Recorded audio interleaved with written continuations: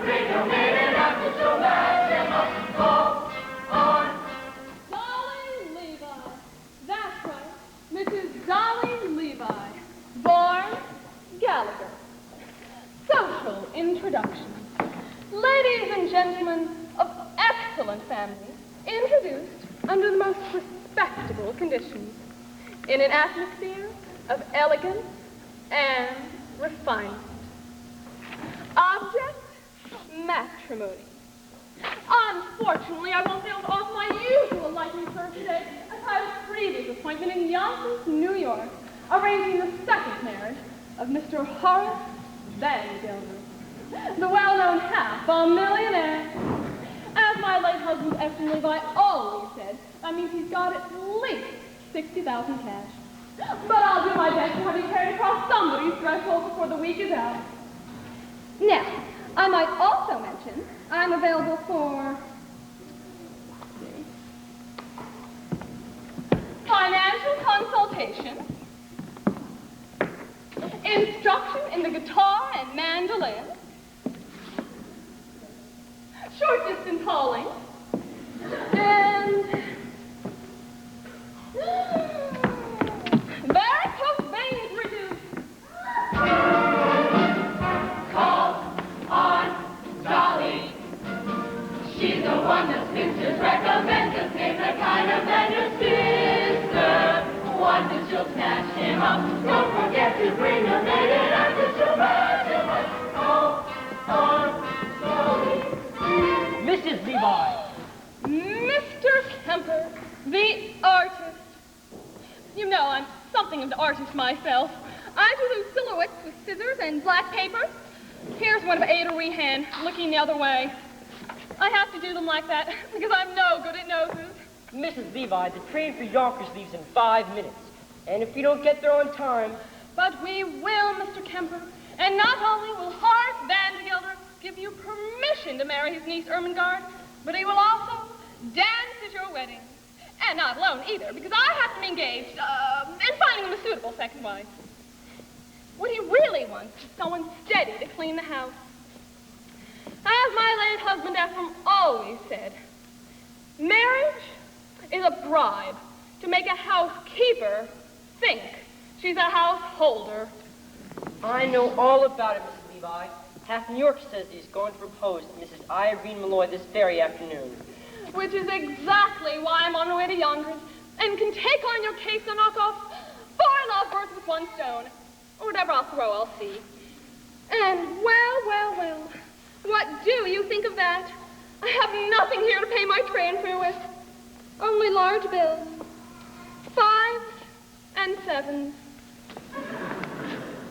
I have some change here somewhere. I only hope this isn't a wild goose chase, Mrs. Levi. Speaking of poultry, I am also available for fresh Jersey eggs, surgical corpus reboned,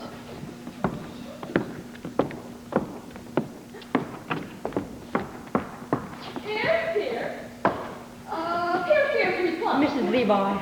Bring the kind of man your sister wants, and she'll scratch him up. Don't forget to bring your maiden after she'll match him up. Call on Dolly. Tell me, Mrs. Levi, what's in all this for you? A living, Mr. Kemper. Some people paint, some sew. I meddle. I have always been a woman who arranges things for the pleasure and the profit it derives. I have always been a woman who arranges things like furniture and daffodils and lies. When a man brings me home, meets a girl with a diffident air. Why should the corpus bring you feet around your bush? Heaven knows doesn't make it wrong. So I put my hand in there. I put my hand in hers.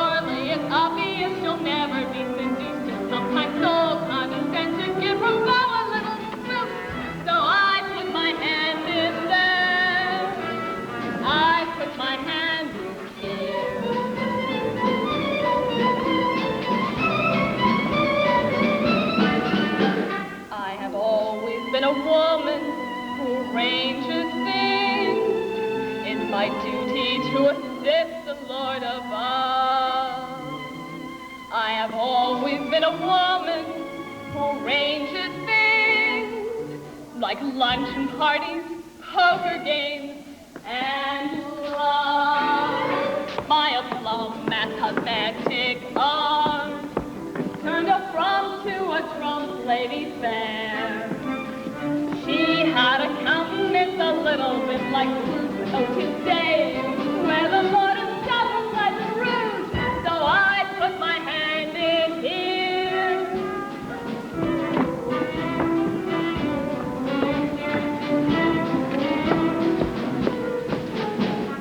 I put my hand in here.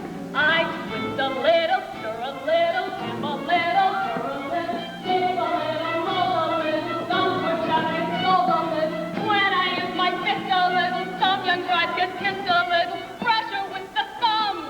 Matrimony comes when I put my hand in there.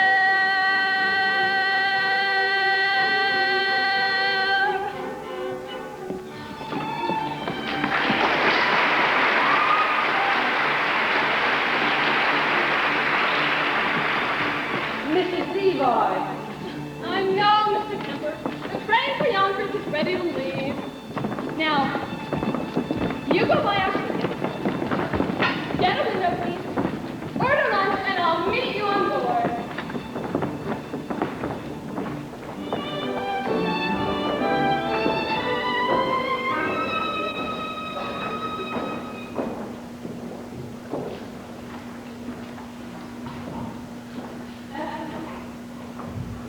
I'm going to marry you.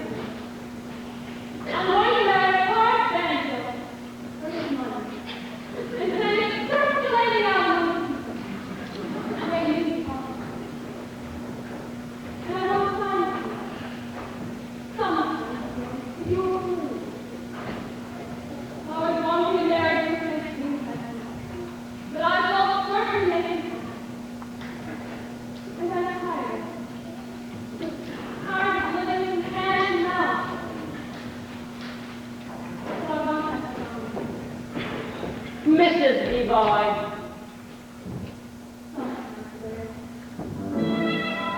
Don't worry, Mr. Kemper.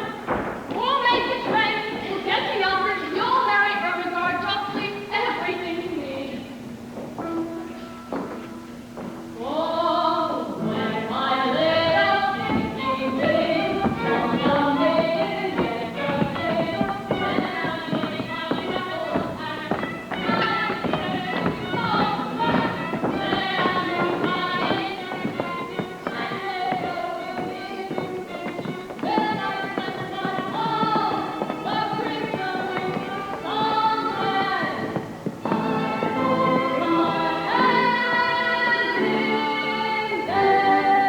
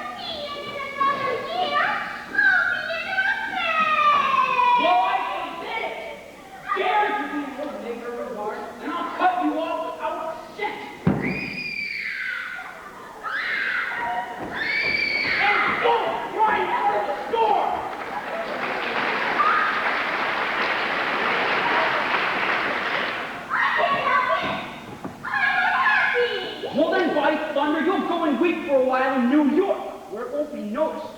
Now go upstairs and start packing your trunk. And don't get any tears on the lock. It was just oil.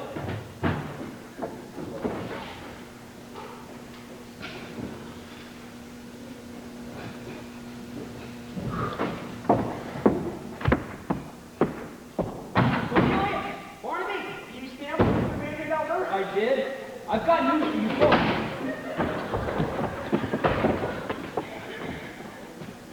I'm going to New York this afternoon to march in the 14th Street Association Parade. And when I get back, you're going to have a mistress. Oh, I'm too young, Mr. Vandergelder. Not yours, hell and damnation, mine. I mean, I'm getting married again. And in honor of that occasion, I've decided to promote you, Cornelius, to chief clerk. And what am I now, Mr. Vandergelder? You're an impertinent fool, that's what you are. And I'm promoting you from impertinent fool to chief clerk. Any more questions? Yes. What? Does the chief clerk get one evening off a week?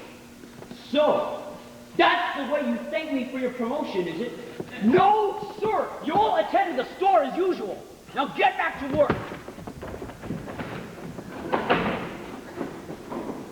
And don't forget to put the lid on the sheep dip. Evening's up. Marrying artists. Foolishness.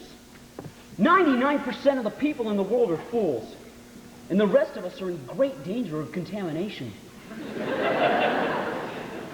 Why, even I was once young, which was foolish. And got married, which was foolish.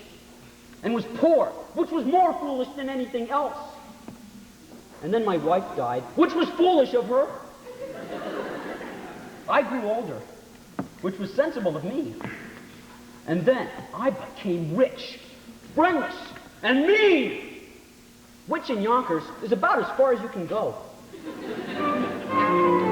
Oh, I know what you're wondering now. Why a man of so much good sense should be planning anything as foolish as getting married again? Well, the answer's simple. This house, without a woman, would be an empty shell. And pretty dirty, too. It takes a woman of powder and pink to joyously clean out the drain in the sink. And it takes an angel with long golden lashes and flustered and dreaming for coming.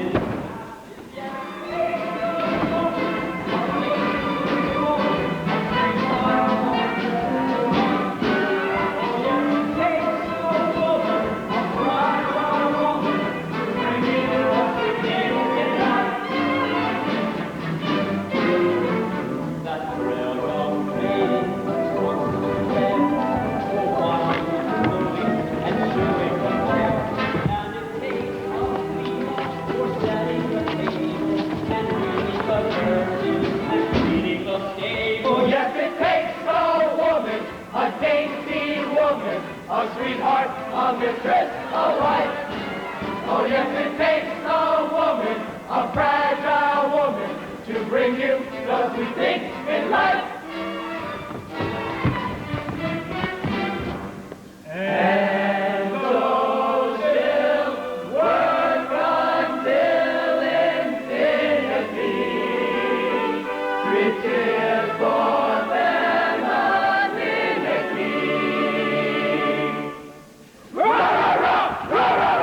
At the end, I do why. Get out of here!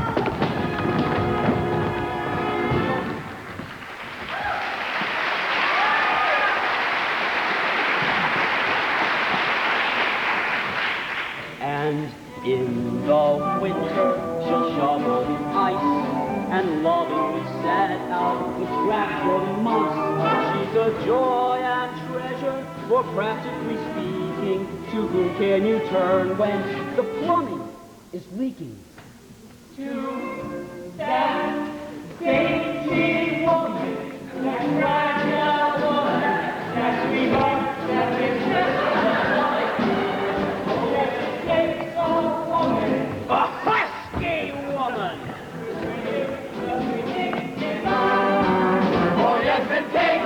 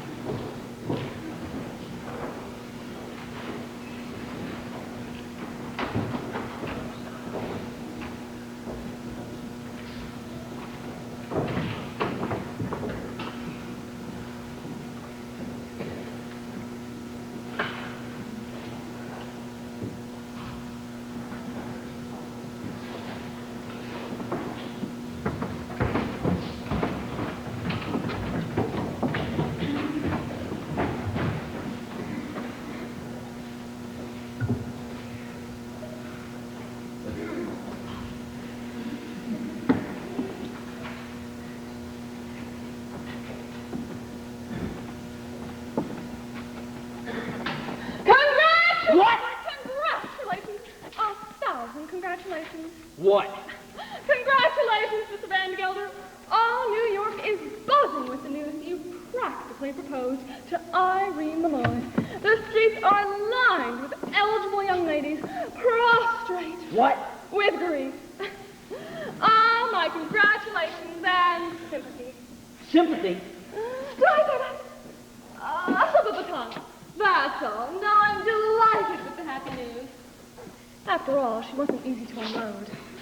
By that I mean, you know what people said. Although I, for one, never believed the rumors. No, I didn't. Rumors? What rumors? Nothing to get upset about, Mr. Van Gelder. I mean, according to all known facts, her first husband passed on quite naturally. It's just that he went so sudden. A few spoons of chowder she made special for him, and but it could happen to anyone. No, there's no truth in it, Mr. Van Gelder. Just one word of advice. Eat out. No, hold on, Mrs. Levi. Do you mean to say that Mrs. Malloy... I mean to say nothing, Mr. Van Gelder. Just friendly advice. Keep away from the chowder. Oh, by the way, she's ordered her wedding gown. Beautiful, you should see it. Black. Well, as I said, Mr. Van Gelder, congratulations on your forthcoming nuptials, and may you may guardian angels watch over you both. Particularly at dinner. Now look here, Mrs. Levi. You introduced me to Mrs. Malloy, and rumors or not, I intend calling on her this afternoon, as arranged. Very well. Then there's nothing more for me to do but go back to New York and tell the other girls, the L, not afraid. What did you say? Nothing. A word. L. Particulars, Mrs. Levi. I demand particulars. Her name. Her name? Money. Ernestina Money. What a lovely, lovely name.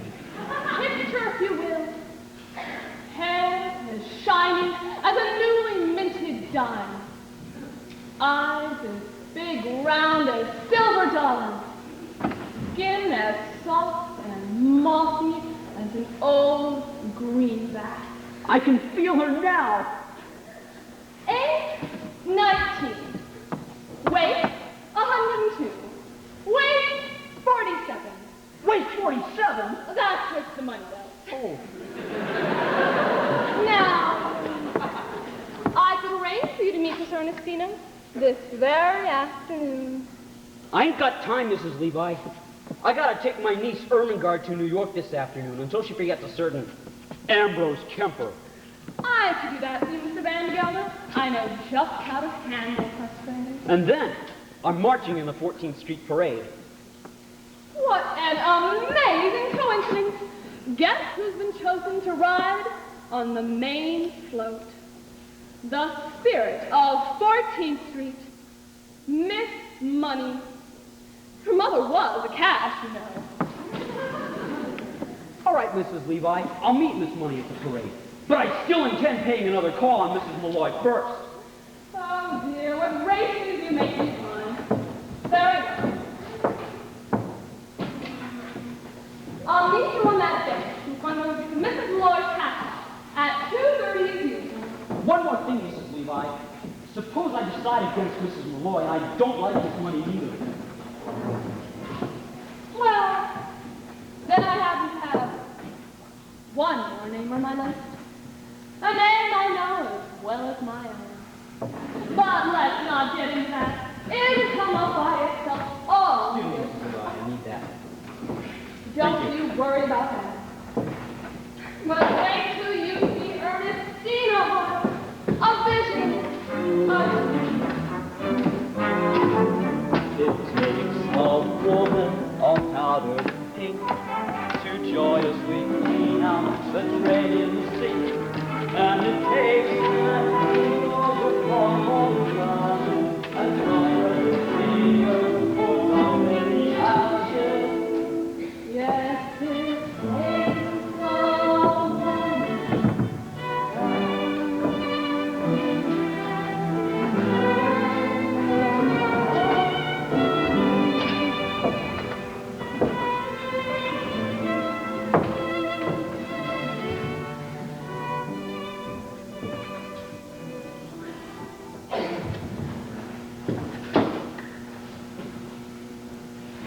You know, I think I'll have this room done over in blue wallpaper.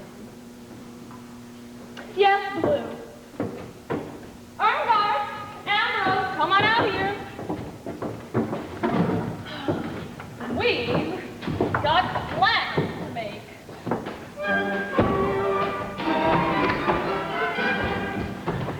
Chief Clerk.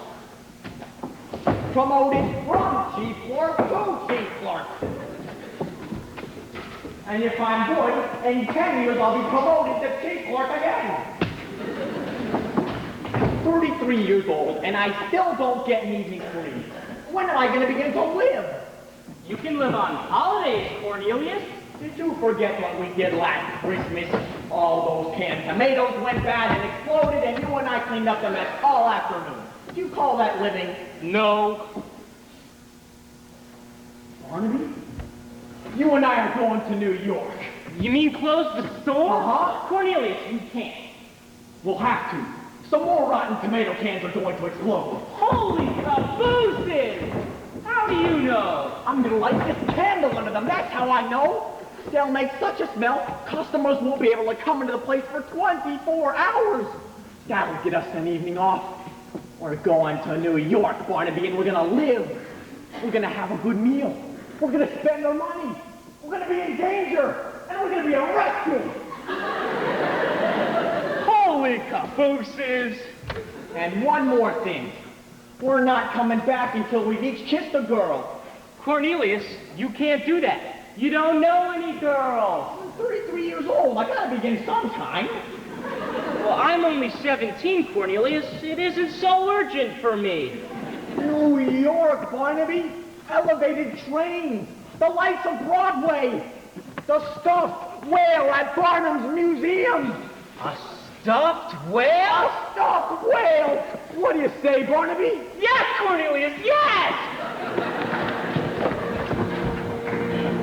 Now, the first thing to do is to make you financially independent. I know. I'll find you a job.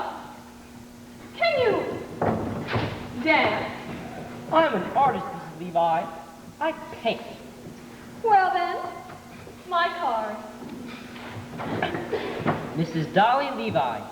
Painters taught how to dance. Now there's a man, Rudolph Reisenweber, at the Harmony Gardens restaurant on 14th Street. I'll give you a note for him, and we'll see if he can't have you both entered in the polka contest tonight.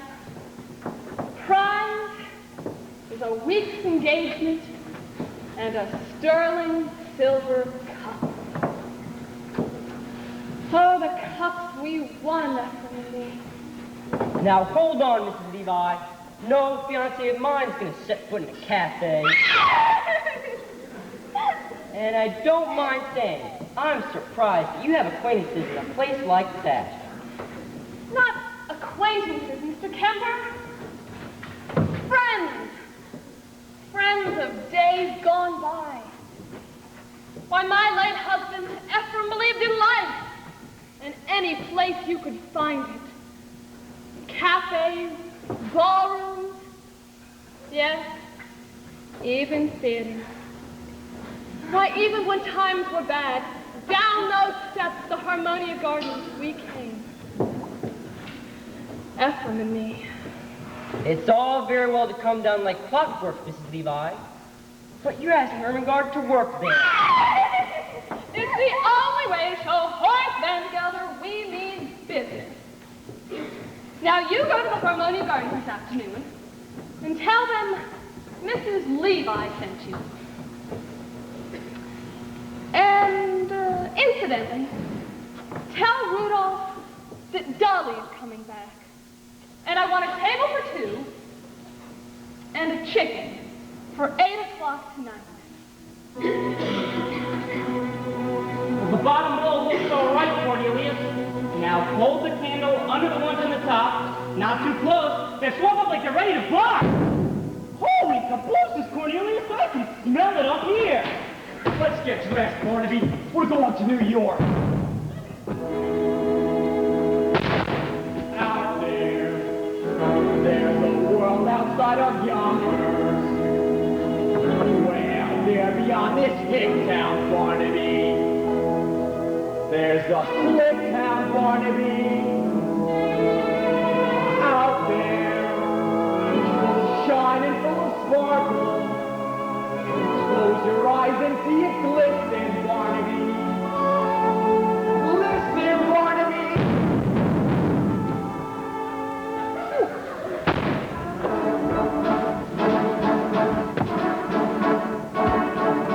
Put on your Sunday clothes, there's lots of world out there.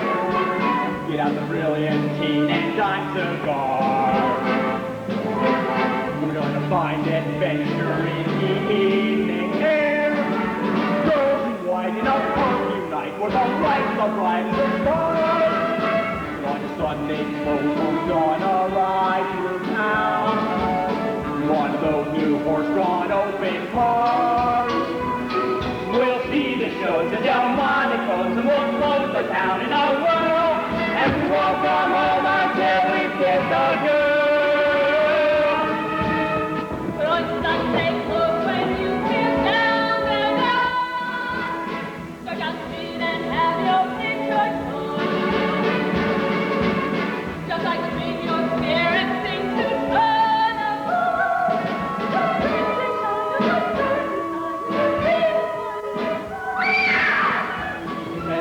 All the world is all a smile. It makes you feel brand new down to your toes. Get out your bed, it's your passion, let it's your feet and walk and love. For it's over one day, your Sunday clothes.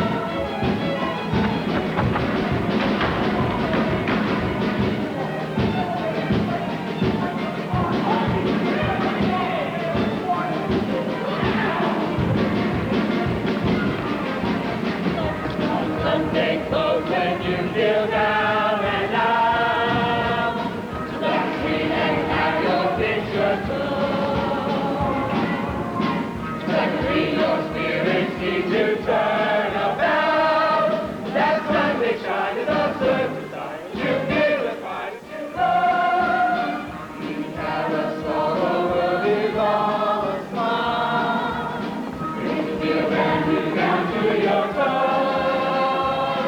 Get out to bed, go back to bed, your feet are off to their toes.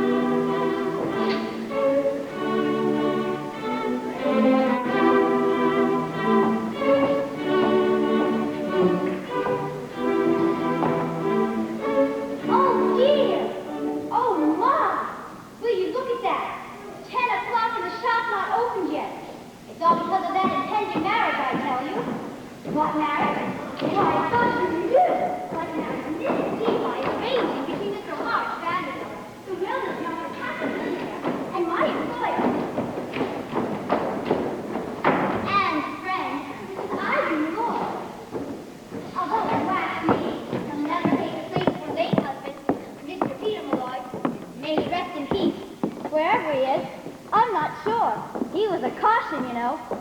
Oh, it's all too much, what with late husbands and new marriages. And on top of everything else, Miss Mortimer returning this hat for the third time. Same old story. She wants more cherries and feathers. Cherries and feathers. To catch a bow, I suppose. Although, if you ask me, she'd do better with a nice, heavy veil. I told her, ribbons down our back is what we'll be wearing this summer, if we want to catch a gentleman's eye. But she'd have none of it. Cherries and feathers she wants. And on today, of all days, when poor, dear, sweet Mrs. Malloy has enough on her mind, what? With what, Minnie? With the door. It's stuck. It's stuck? Then push.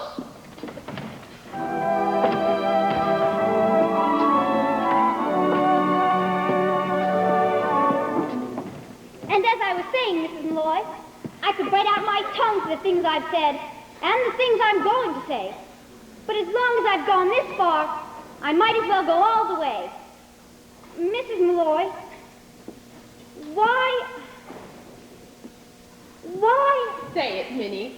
Why have I decided to marry Horace Vandergelder? Mrs. Malloy, I didn't ask you that. I would rather die on the rack than answer such a personal question. But as long as you did bring it up. I am marrying Horace Vandergelder for one reason and one reason alone, Minnie. To get away from the millinery business. I hate hats. Mrs. Malloy. And I can no longer stand being suspected of being a wicked woman with nothing to show for it. Oh, Mrs. Malloy. Don't protest, Minnie. All millineresses are suspected of being wicked women. That's why I can't go into balls, or restaurants, or theaters. That's all the proof they need. Take my word for it, Minnie. Either I marry Horace Vandergelder, or I break out of this place like a fire engine. Oh, no. Not Miss Mortimer again. Miss Mortimer. I'll take care of it. No, Minnie, leave it be. You can make another hat for Miss Mortimer if you like. I'm wearing this one myself. Mrs. Malloy, you can't. You're a widow in that hat. Well, it's provocative, that's what. Is it, Minnie? Well, who knows who might come into the shop today. And provocative may be just what I want to be. Mrs. Malloy.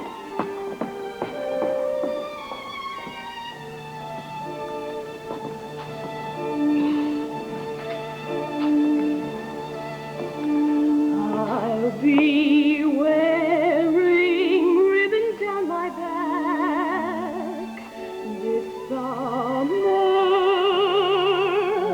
blue and green and streaming in the yellow sky. So if someone special comes my way this summer, he might notice me passing by,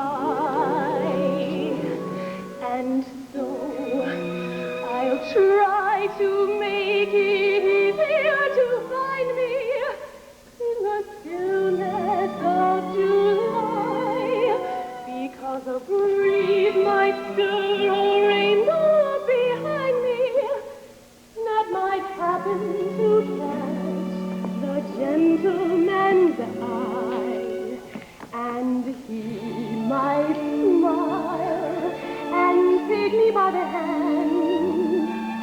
This summer, making me recall how lovely love can be. And so I will proudly wear ribbons down my back, shining in my hair.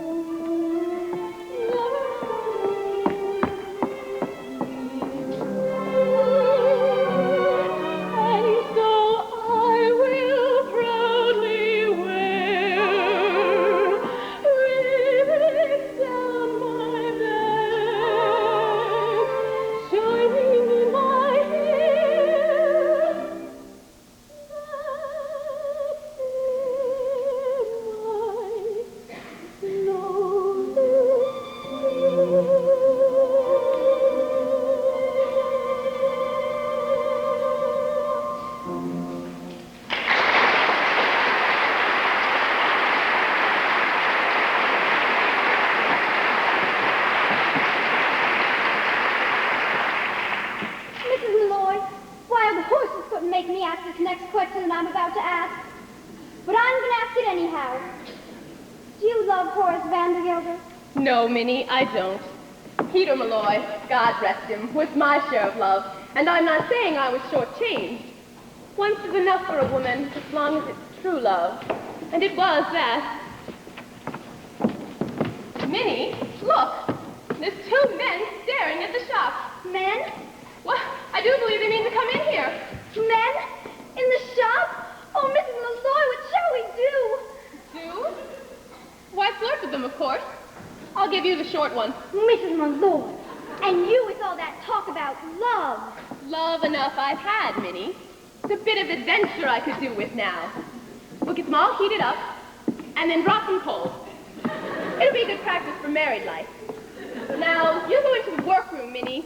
I know some ways we can perk up our appearances. Besides, a bit of a wait will only make them nervous and easier for us. If you say vampire, I'll scream. Vampire. Minnie, we'll get an adventure out of this yet.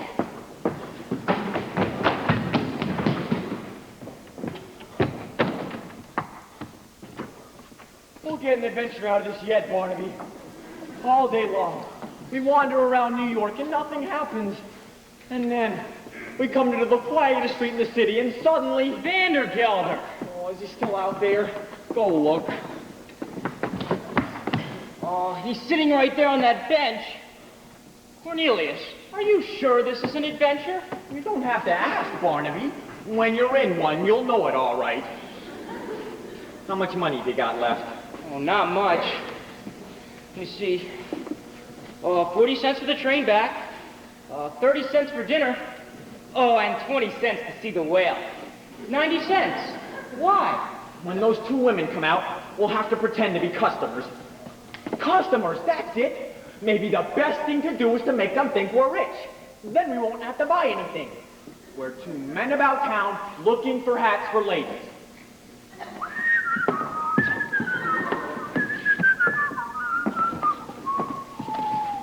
Good afternoon, Miss. Malloy. Here, Cornelius Hackle. Here, Barnaby Tucker.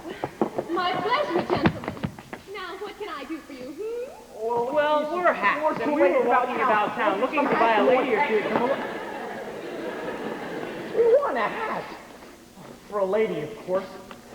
And everyone said to go to Mrs. Malloy's, because she's so pretty. I mean, her hats are so pretty.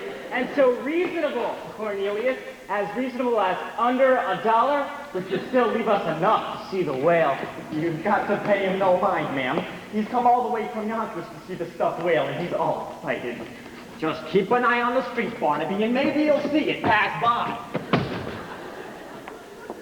Oh, is it big and black with mean little red eyes? Yes. It's sitting right there on that bench. Excuse me, but did you say Yonkers, Mr. Hackle? Oh, yes, ma'am. Yonkers.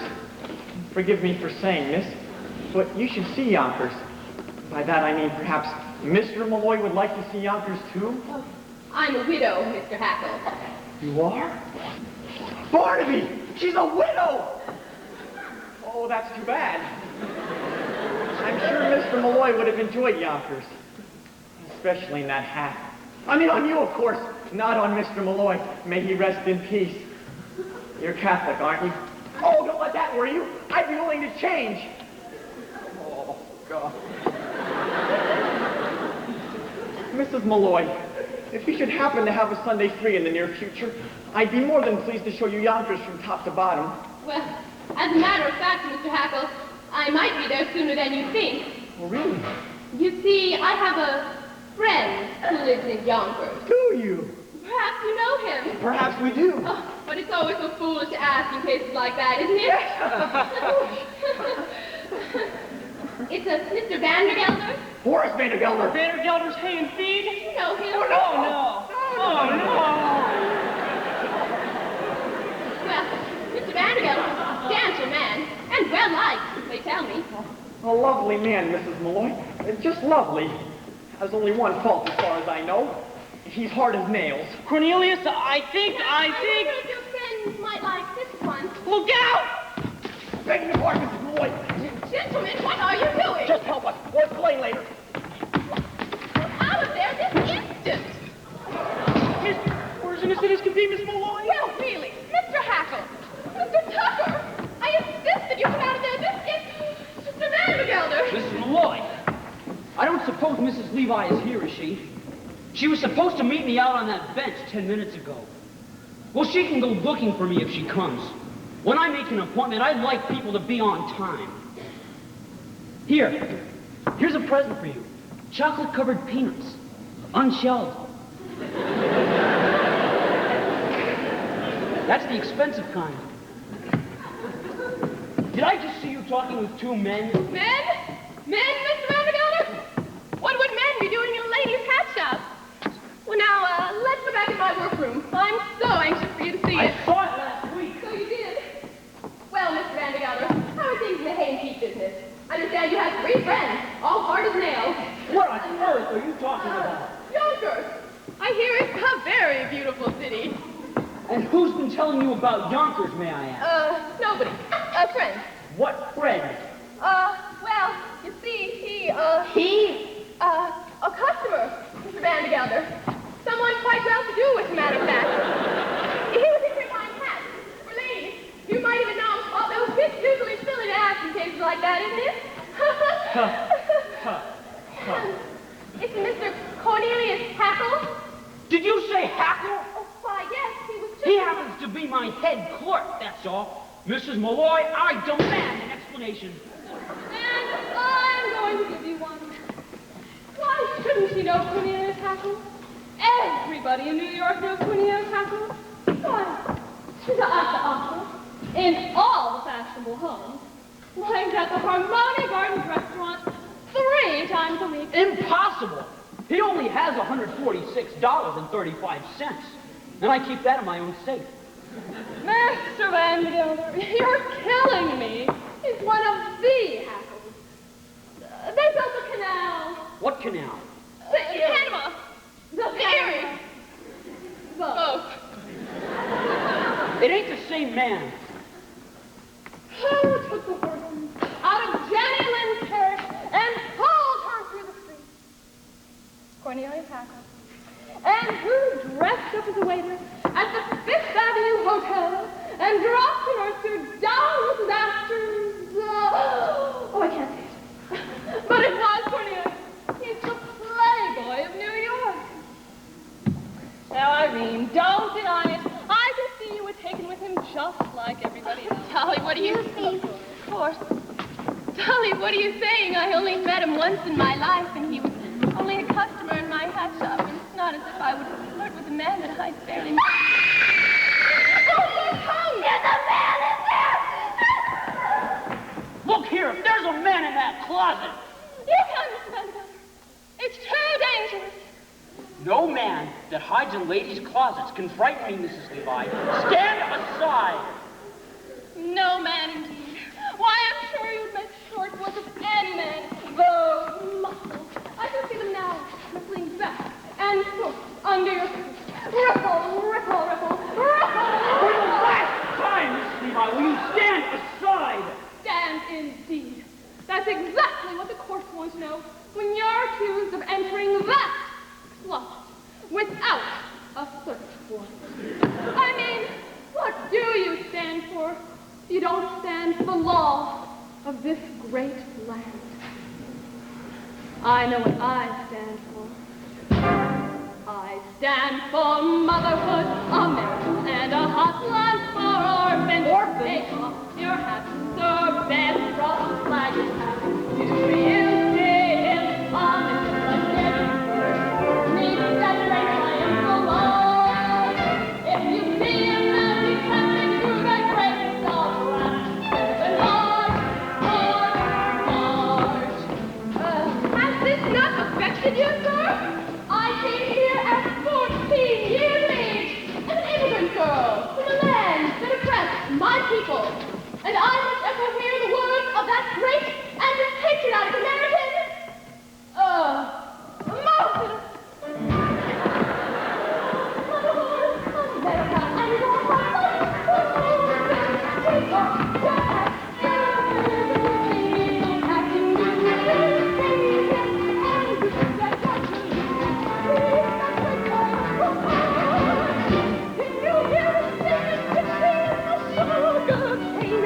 husband, march, march, march.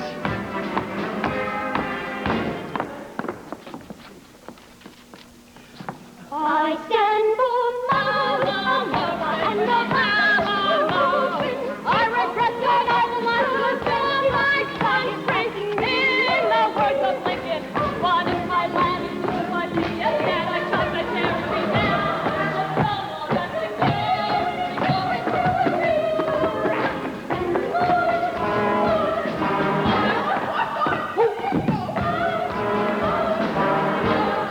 Perfect union.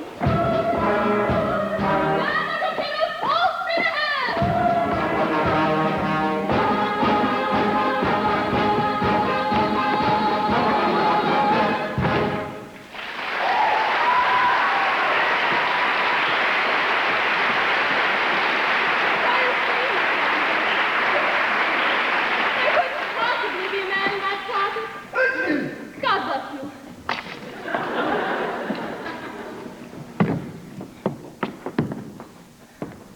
Mrs. Malloy! All right, Mr. Vandergelder.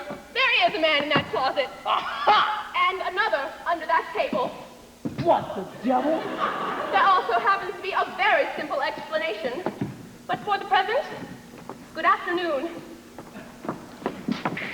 God, Lord, how I'm crawling at men. I'll never get over it. I think I'll see you later this afternoon, Mr. Vandergelder. You most certainly will, Mrs. Levi. With a certain young lady on the main float at the end of the parade. Good day, Mrs. Malloy.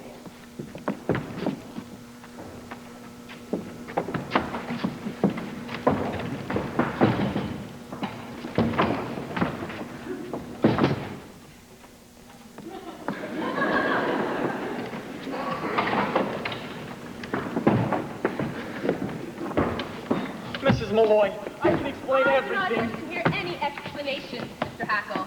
Just you and Mr. Tucker do me the pleasure of leaving my shop at once, or I send for Officer Gogarty. Well, if you ask me, I mean, calling for an officer is letting them up too easy. The law court, that's where they belong. I've been adding up the legal offenses these two have committed. And believe me, you've got grounds for at least 2 writs, a non-compass mentis, and a garnishing. Now, the first thing to do is to show that you've tried to settle it amicably. Have dinner with them. Dinner? Is that absolutely necessary, Dolly? It's the way things are done in the law, Irene. Dinner first, garnishing afterwards. Well, if it must be, Mr. Hackle, Mr. Tucker, you may take Miss Fay and myself to dinner. Oh, delighted, Mrs. Malloy. I speak for Barnaby, too. Now, I hear there's a very nice restaurant in the railway Oh, station. no, Mr. Hackle. If the Harmonia Gardens is good enough for your fashionable friends, it's good enough for us. They say they have a lovely orchestra there, Minnie. Oh, we couldn't go there, Mrs. Malloy. Don't misunderstand me. It's not the money or anything like that. It's the whale. It's the whale. No, it isn't the whale, Barnaby. It's the dancing. You see, they have dancing in a place like that. Exhibitions, even contests. And I don't know how. And it would take me weeks, months, years to learn. Mrs. Dolly Levi, 33-year-old chief clerks taught how to dance. Oh. Now, it's simple. You put one arm here and one arm here. It's no use. I have absolutely no sense of rhythm. Absolutely no sense of rhythm is one of the primary requirements for learning by the Gallagher-Levi method. Now, just give me 5 minutes every time and I'll have you dancing in the street. Now, start with lesson 7. The waltz kick turn.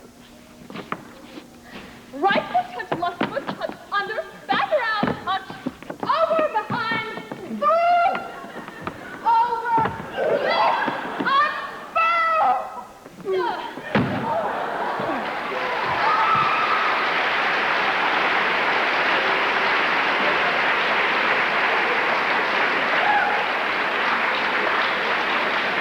That was wonderful, Mr. Hackle.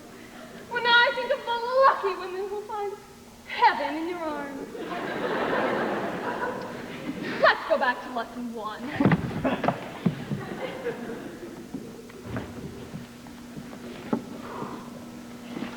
Put your arm on her waist and stand with her right in your left hand.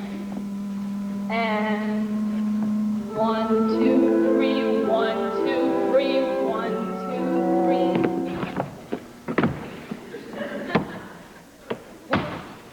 Look! I'm dancing! Oh, God! I was. Of course you were, Mr. Hacker. Take the someone who's on your ear. Hold on to her tight and 1, 2, 3, 1, 2, 3, 1, 2, 3. I'm dancing! Around and around, I love you.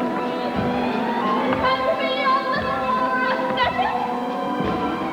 Don't you think my dancing has a polish and a flair?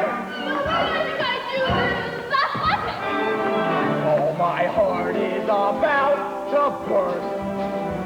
My head is about to pop. And now that I'm dancing, cares if I ever stop. Look at me, everybody. We're nearly tackle, sport, and dancing. You're next, Mr. Tucker. Slide and step and left and right. And everyone, stand aside!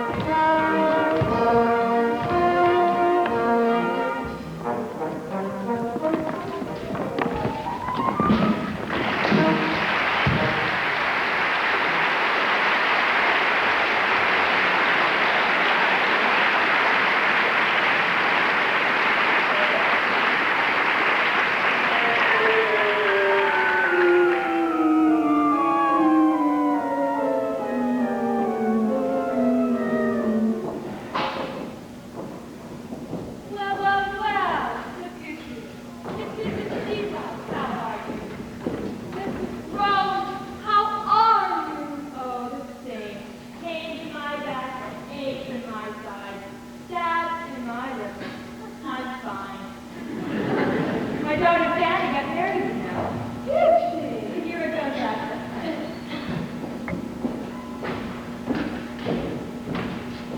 It's been such a long time since you've lived in Mississippi life. Such a long time.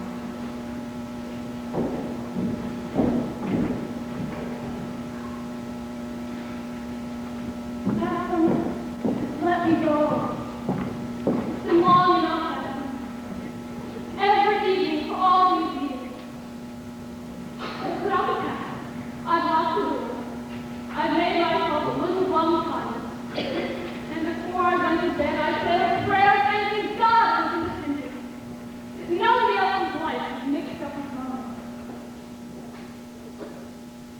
And then one night, it opened fell out of my Bible.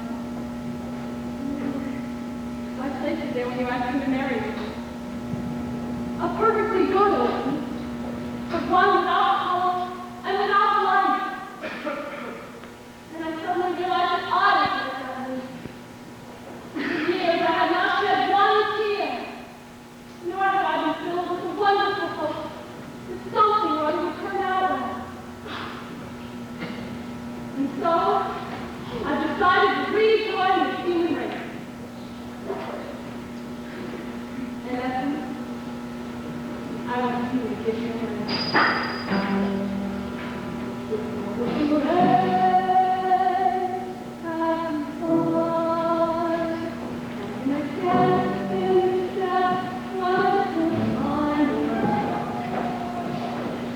Levi's too long. Cornelius is taking us to see the 14th Street parade. Everybody will be marching. Why, Irene, you're crying. Dolly, the world is full of such wonderful things. Come with us. I will, Irene. I will.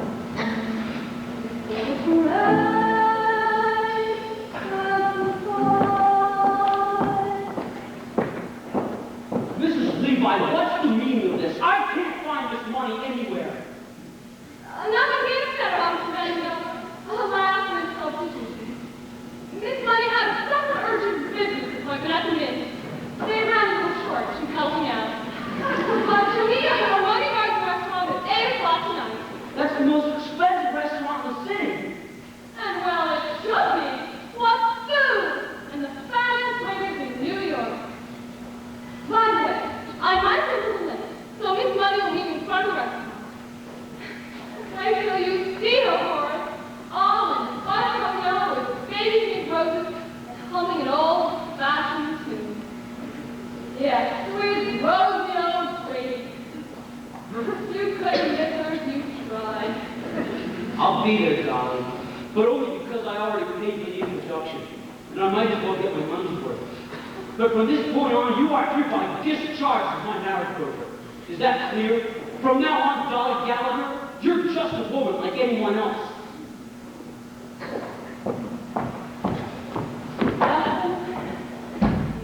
Good as mine.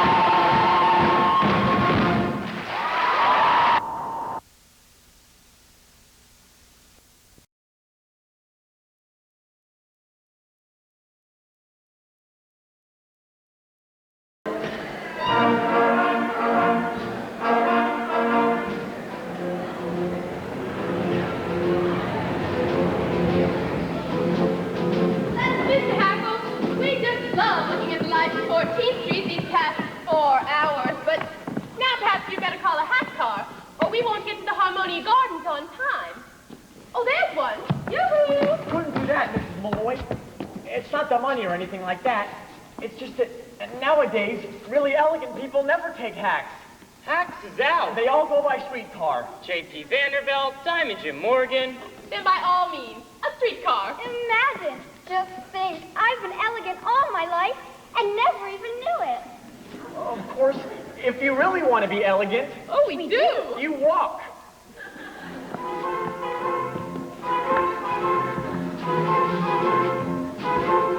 Yes, New York, it's really us, Barnaby and Cornelius. All the guests of Mr. Haskell are feeling great and look spectacular. What a knack there is to that acting like a born aristocrat. We got elegance. If you ain't got elegance, you can never, ever, ever.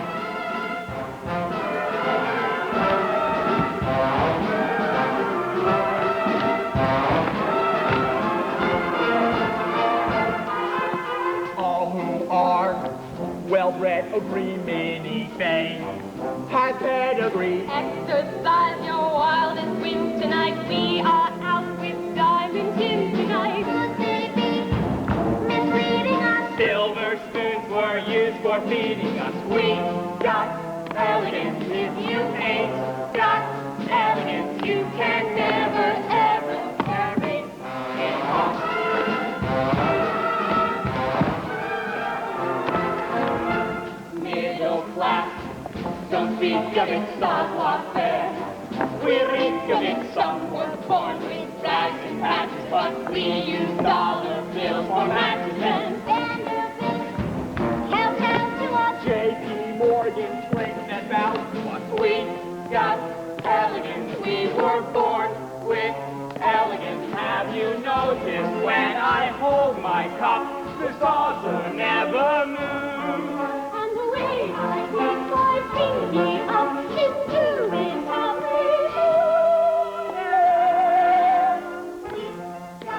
Elegance. We got built in elegance and with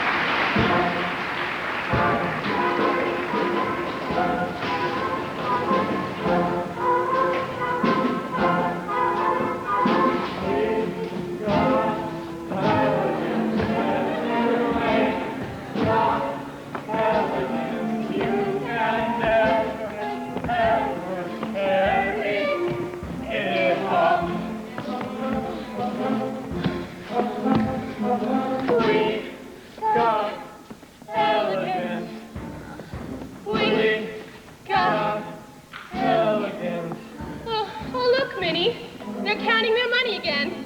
Isn't that just like the rich? Well, gentlemen, aren't you going to escort us in? Of course we are, Mrs. Malloy. Barnaby.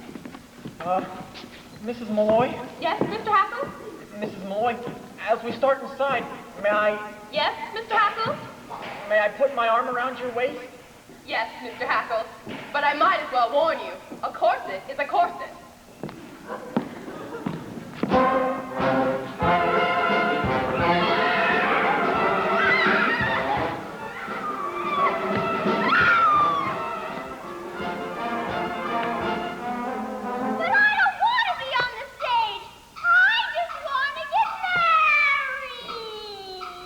You heard, Mrs. Levi. It's the only way we can show your uncle that we mean business. Now, can you cry a little faster? You're throwing me off the step. Faster. Faster.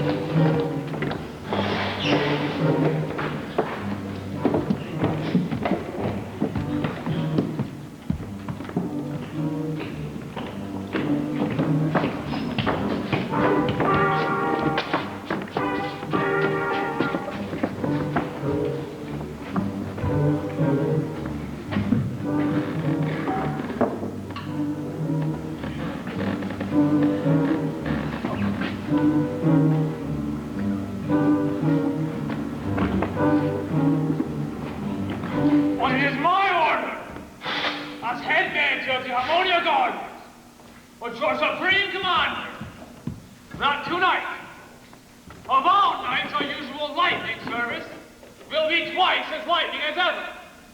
Or else.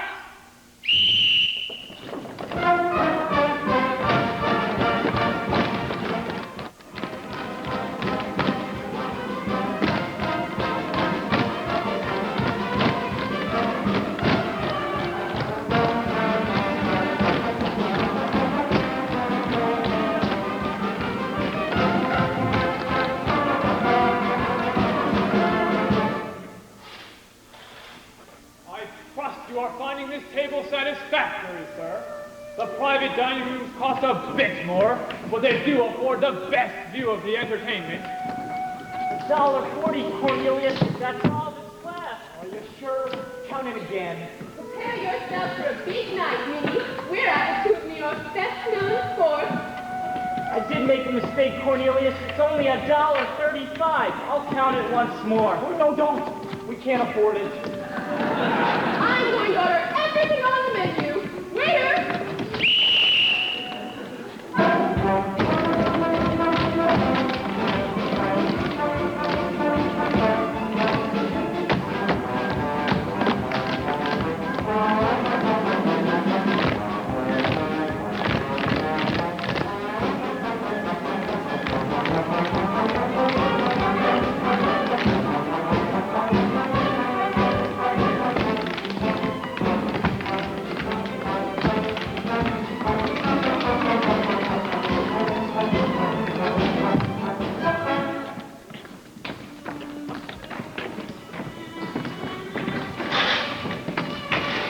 I've told you before, sir, you will have to move. This table is reserved for Mrs. Levi and party. And who do you think I am? Only it's Horace Vandergelder and party. She's in my party. I ain't in hers. Of course, Mr. Vandergelder. It's just that Miss Levi mentioned nothing of you bringing your... My personal physician. That's enough rude, doctor. But Miss Levi only ordered a chicken for two. Chicken? Chickens are dear. With pâté maison, soup de jour, and pomme soufflé. Why didn't you tell me this was an Oriental establishment? Well, take 2 bowls of rice. Now get out. Now, Miss Money, I understand that you carry respectable sums in your belt. Yeah, $2. Only it's in my drawer.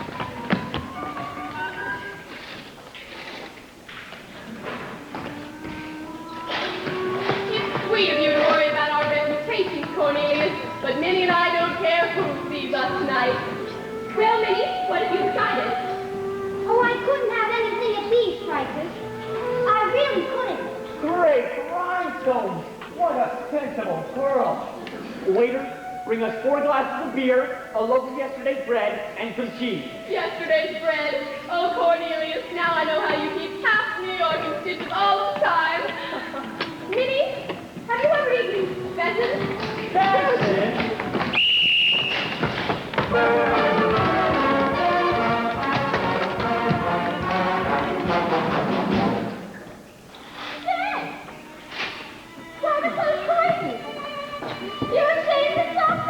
Oh, it's not that. I just felt a slight chill.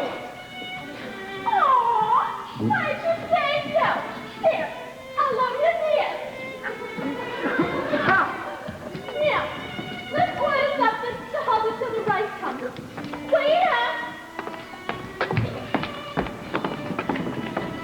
Waiter, we'll have a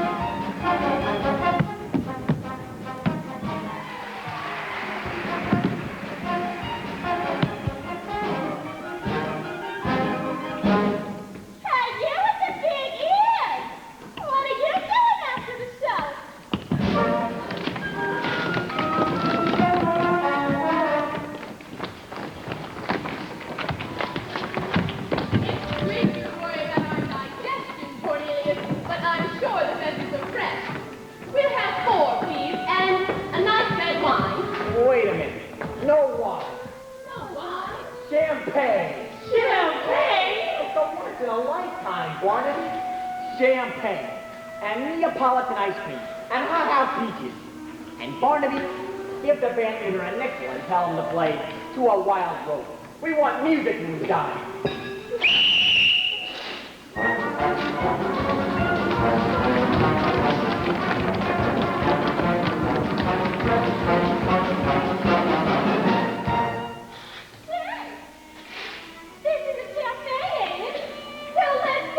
The Vandergelters do not dance, Miss Money. We're Presbyterian. All right, I'll dance myself. Give the band leader $2 and tell her to play something refined. I'm gonna do the hoochie coochie.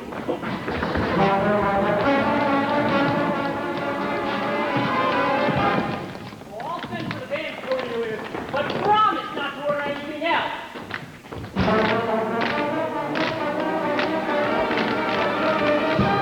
You wait here, Miss Money. I'll tell them to play a nice waltz.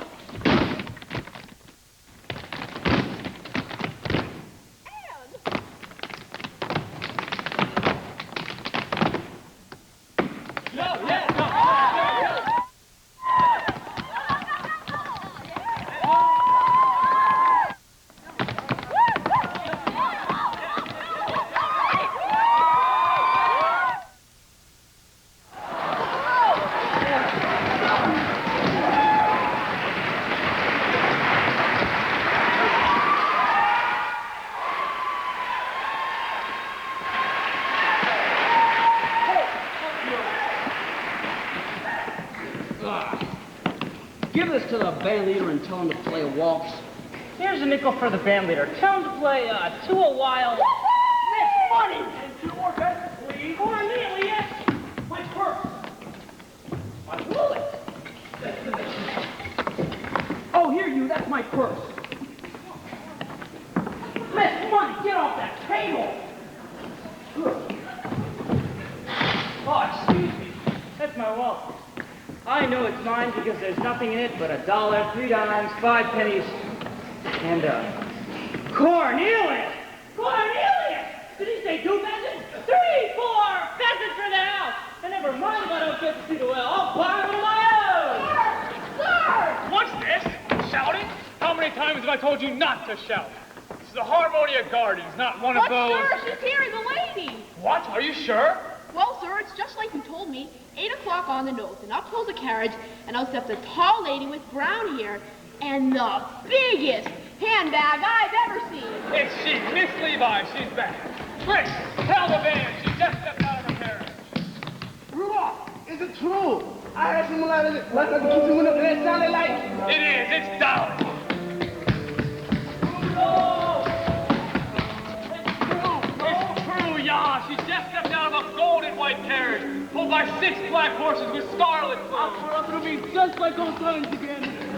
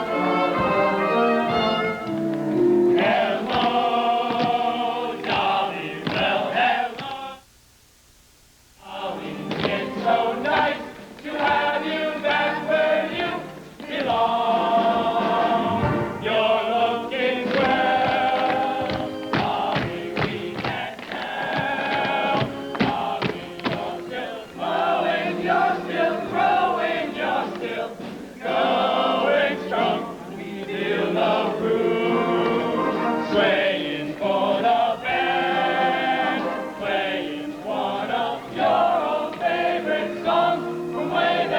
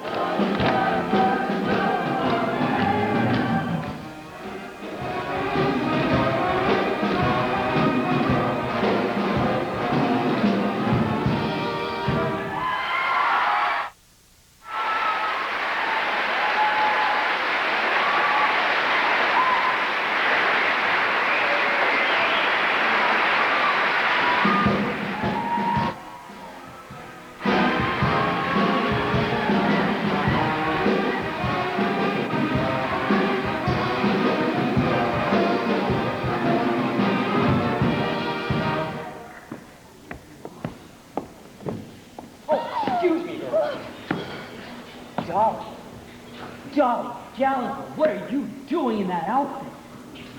And you're a half hour late. And I demand an explanation of... Ernestina? Exactly. Ernestina, whom I trusted. She wanted to do the hoochie coochie. Well, she always was artistic. Oh, Horace, I'm going to have our table moved down front. There's someone in the dance competition I particularly want you to see.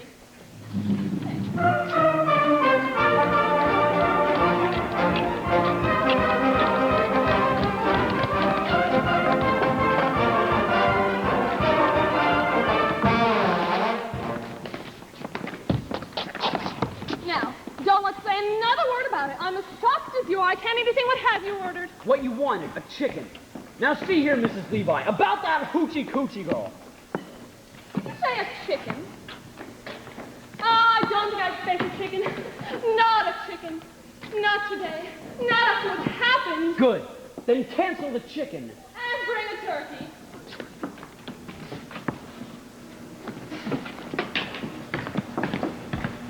What are you doing now? Nothing. Just looking the place over. Getting acquainted with the surroundings. That's the trouble with you, Dolly. Always wanting to know everything. Always putting your nose into other people's affairs. Why, anybody who married you would get as nervous as a cat. What? What's that you're saying? I said, anybody who married you... Horace Van Gelder, get that idea right out of your head this minute. Why, I'm surprised you even mentioned such a thing. Horace Van Gelder, you go your way and I'll go mine. Understand once and for all that I have no intention of marrying you. I didn't mean that. Well, I certainly do hope not. I'm not some Irene Malloy whose head can be turned by a few chocolate-covered peanuts. Unshelled. Why, the idea of you even suggesting such a thing. Mrs. Levi, you misunderstood me. Well, I certainly do hope not. However, if I had any intention of marrying again, it would be to a far more pleasure-loving man than you. However, we won't discuss it anymore. Here comes the waiter with our food. Thank you. Also, Mr. Van Gelder Rudolph. Thank you.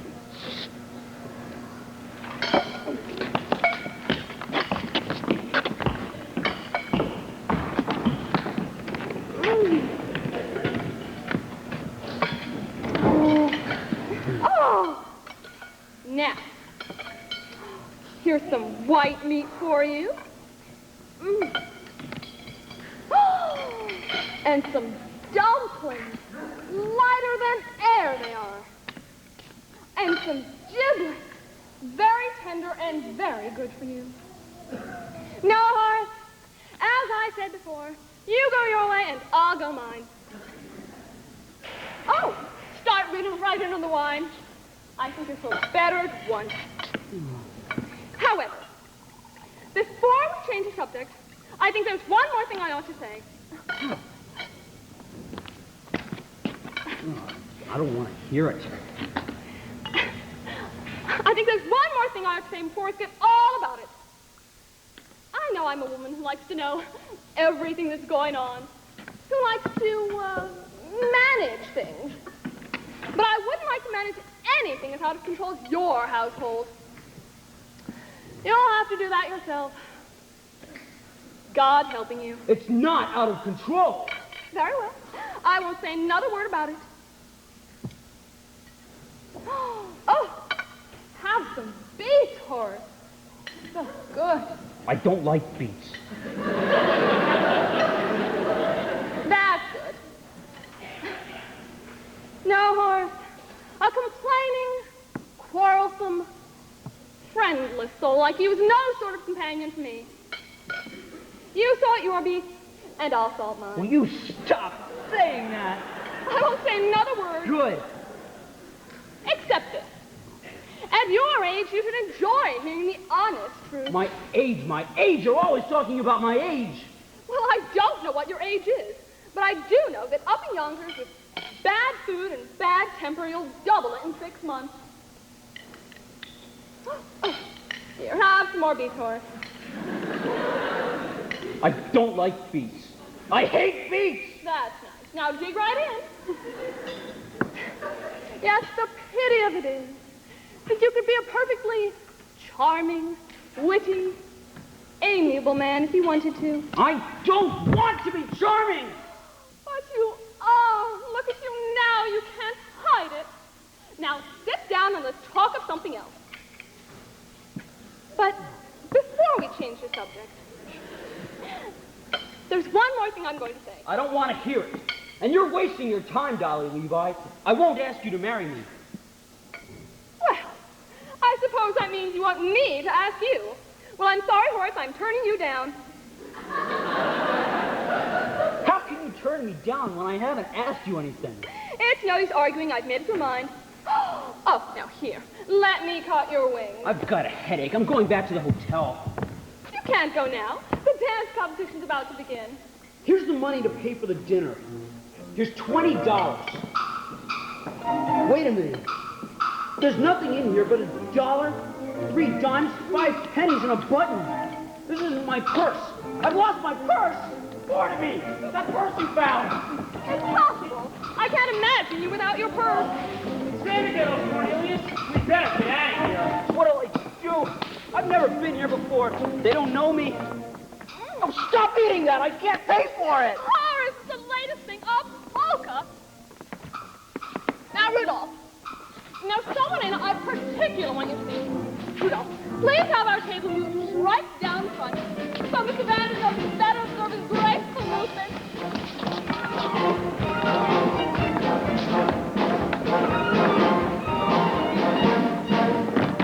Wait a minute. Isn't it wonderful? I like it.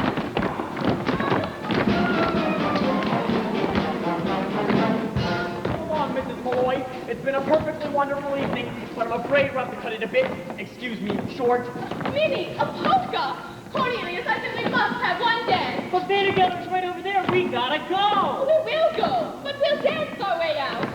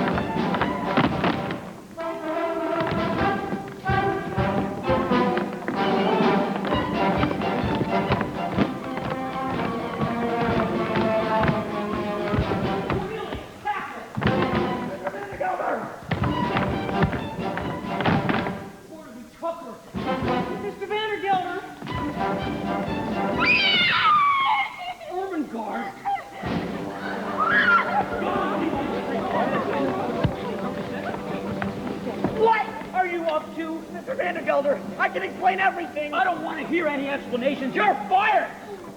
Waiter! Officer! This man!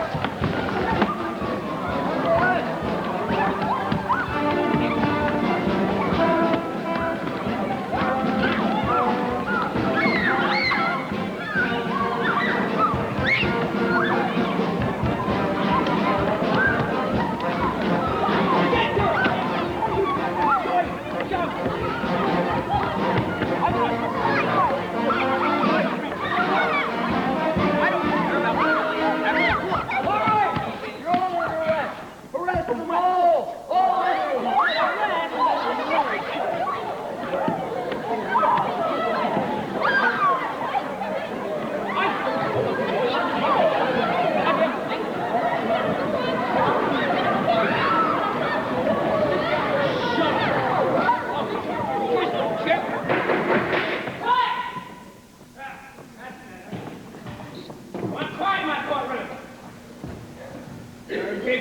ladies, don't make me any angrier. You're all charged, Nick. Disturbing the peace. Assault and battery. Inciting to riots. And a variety of other serious violations of the laws of this city. Now, is there anyone here to speak on your behalf? Can't you answer a simple question without all talking at once? Is there anyone here to speak on your behalf?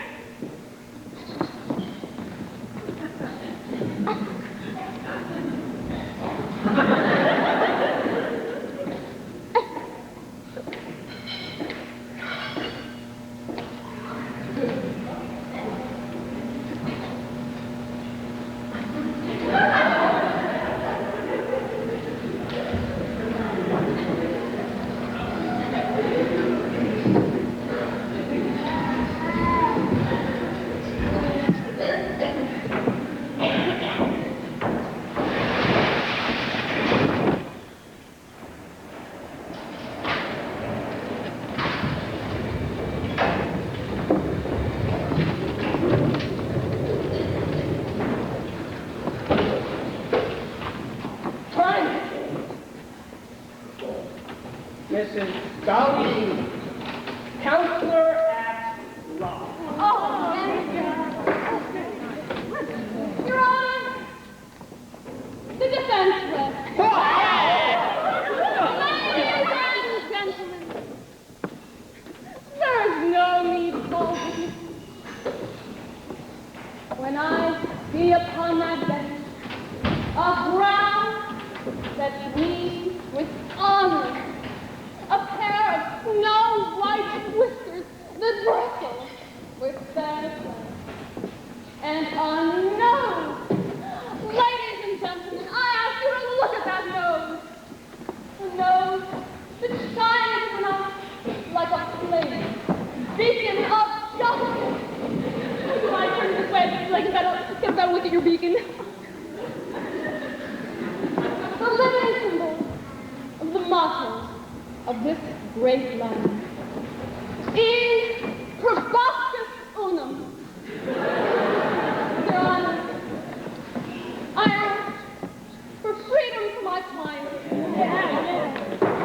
And a verdict of guilty for the only real culprit, Mr. Horace Van Gelder. For these grievous charges of willful destruction of private property. A cutting cord, a bait of bruise with a sterling silver cup bent. Cruelty to a poor, unfortunate minor. Would you mind taking that here? Begging your pardon, Mrs. Levi, but if it please the court, I have something to say. Go right ahead, Mr. Hackle. I was just about to call him. Cornelius Hackle, if you dare testify against me, you'll be discharged. You've already done that, Mr. Vandergelder. I'll do it again. You've done it again, too. But even if you hadn't, I'd still say what I have to say. I don't know much about disturbing the peace or inciting a riot, but I do know that what happened to me today, which is the most important thing that can happen to a man, might never have happened if I'd obeyed your orders and stayed in Yonkers, New York. Your Honor, I'm talking about none other than love. What? Do you mean to tell me that after 33 years you've finally fallen in love because you took one evening off? Oh, no, Mr. Vandergelder. I didn't fall in love with Mrs. Irene Malloy of this city in just an evening. An hour. Even that's too long.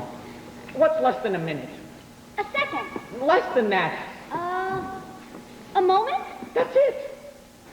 Oh, I'll go slowly so you can get it all down. It only takes a moment for your eyes to meet, and then your heart knows in a moment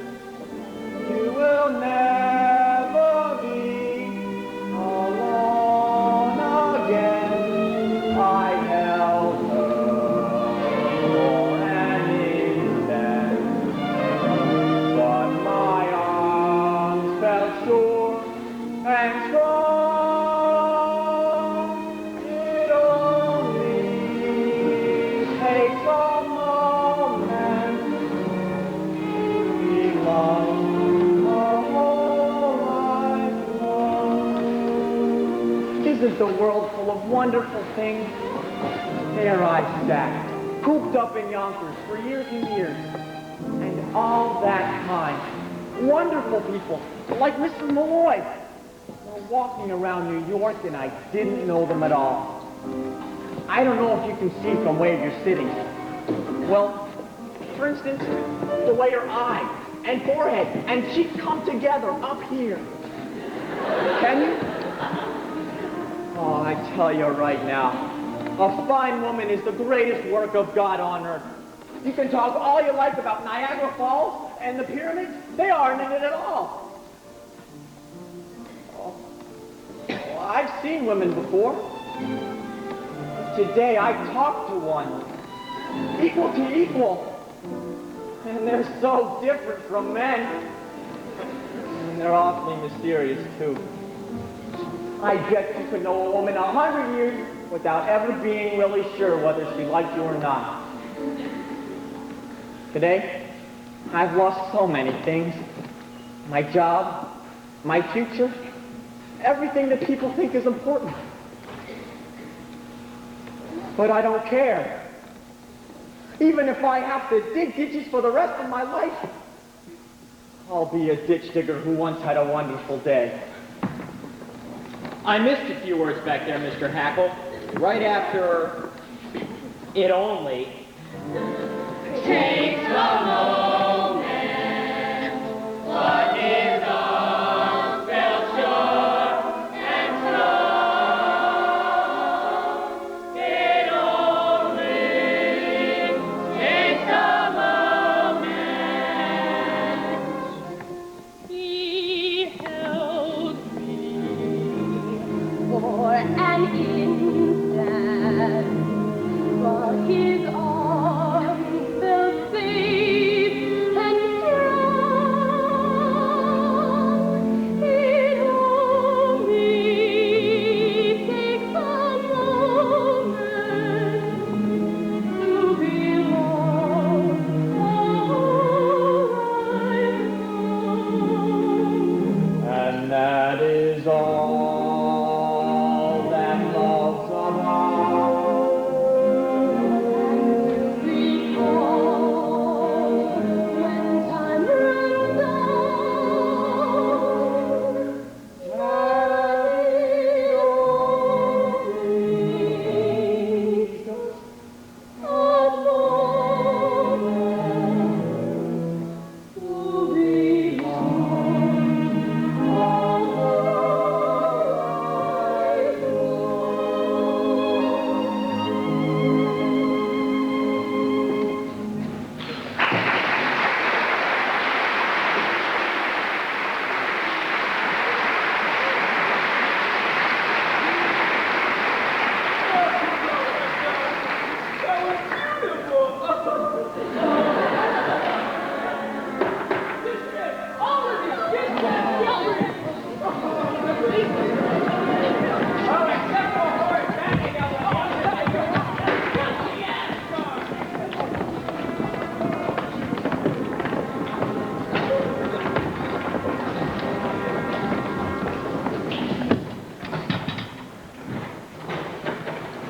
You can see the prisoner now, Mr. Levi.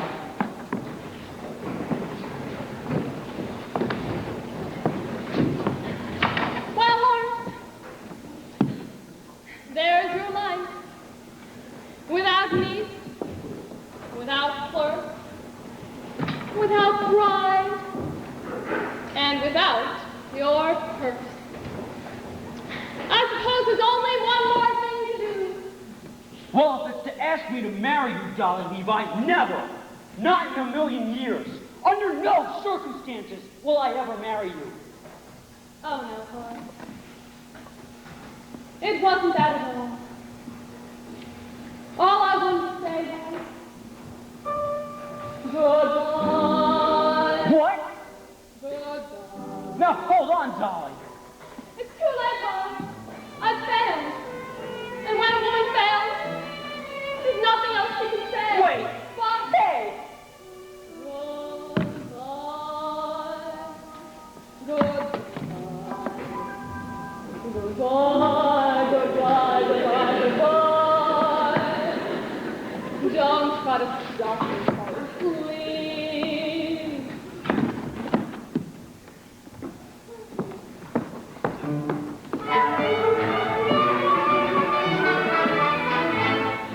Wave your little hand and twist so long, dearie. You ain't gonna see me anymore. But when you discover that your life is dreary, don't you come a-knocking at my door. For all the old loud and singing that song, it says you dog, I told you so.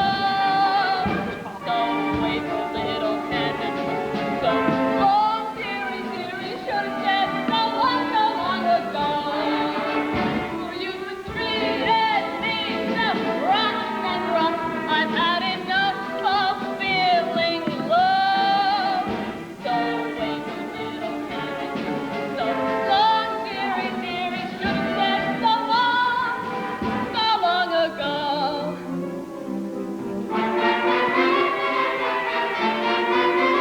'Cause I can hear that choo-choo calling me on to a fancy new address.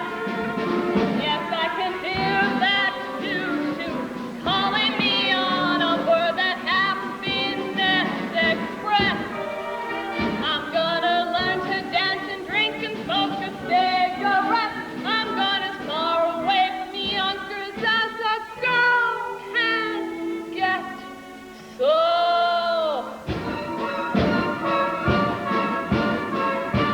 on those cold winter nights, Horace, you can snuggle up to your cash register. It's a little lumpy, but it rings. Come a-knocking, I'll be all dolled up and singing that song. It says you dog, I told you so. So Horace, you will find your life a sad old story when you see a Dolly shuffle up to glory. Oh, I should have said so long ago.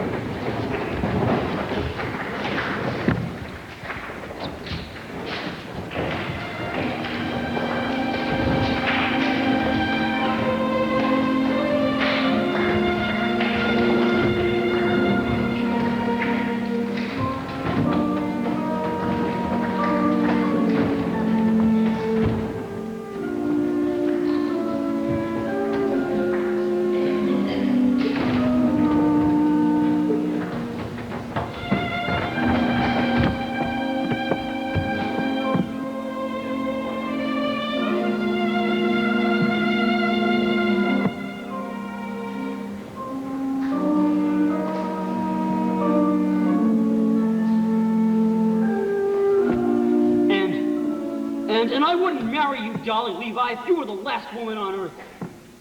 Not if you asked me 1,000,000 times. I didn't need you before, and I don't need you now. Dolly Levi, you go your way. I'll go mine. Dolly, you can't move your hand together. What? Oh, so it's you, is it, Mr. Happy? Come crawling back, have we? Oh, no, Mr. Vandergelder. I just came back from my $146.35. You see, I decided to go into business for myself. And since the only business I know is hand feed, I'm opening my own school. And Cornelius has found the perfect location, Mr. Vandergelder. Right across the street from you. So, you think you can compete with Vandergelder, do you? Just you try. Aha! Another one come crawling, is it?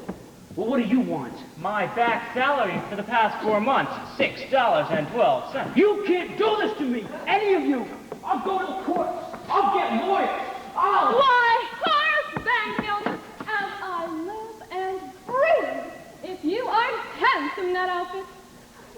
So few men nowadays have the courage to wear fawn yellow and taupe. Dolly, Gallagher! I know what you're going to say. You aren't pleased with Ernestina. Well, I found you another girl, the ideal wife. But don't let me interrupt you. You were doing something. What were you doing? Getting Cornelius's money, Dolly. $146. And 35 cents. And $6.12 of mine. And the money my mama left me? $52.48. 38! All right. If it's the money you want, the safe's in the other room. Oh.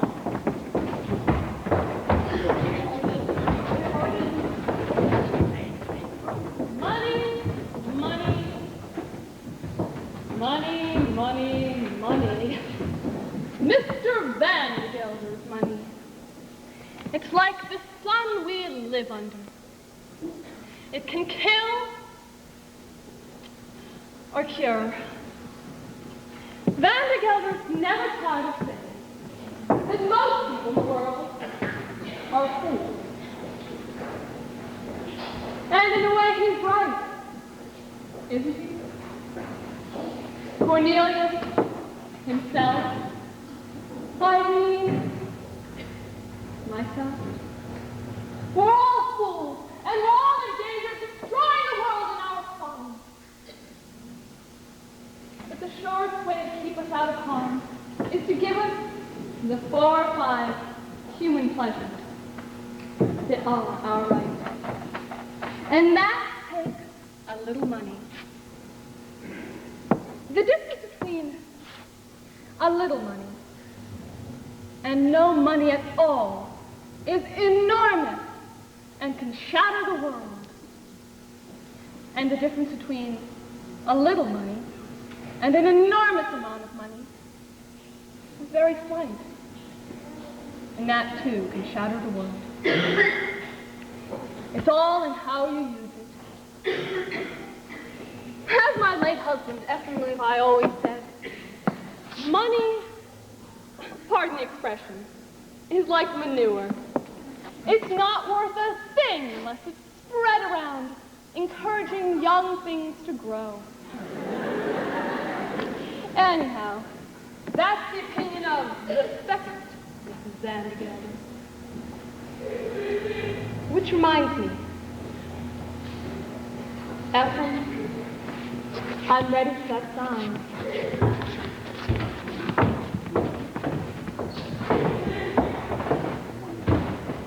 Well, don't just stick it in. That goes upstairs. Horace, as I said before, I found you the ideal wife. Dolly Gallagher, I don't want you to find me no ideal wives. If I want an ideal wife, I'll find one of my own. And I found her. And it's you, damn it! Horace! I know I've been a fool about Mrs. Malloy and that other woman.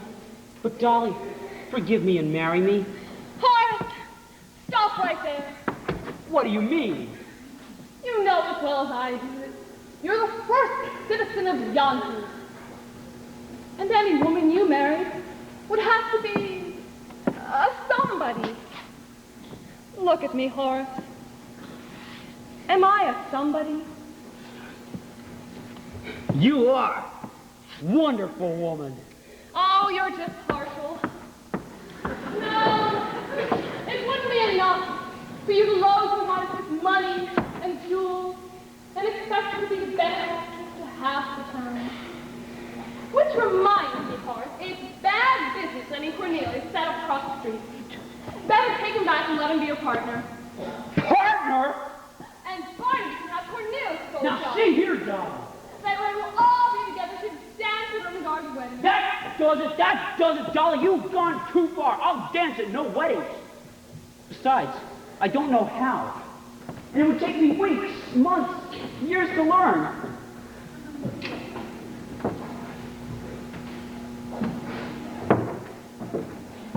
All right, I'll dance. Oh, Horace, I never thought I'd hear you say a thing like that. The front room, you idiot. Well, go on. What are you waiting for? Horace, what on earth is going on there? Oh, nothing much. I was just having the front room done over in blue wallpaper. I know the old paper ain't worn out yet, but that fella just opened up in business, and he needs a good start. You see, Dolly, I've always felt that money, pardon the expression, is like manure. It's not worth a thing unless it's spread around. Thank you, Ephraim. Hello, Dolly. Well, hello, Dolly. It's so nice to have you here where you belong. I never knew, Dolly, without you, Dolly. Life was awfully flat, and more than that was awfully wrong.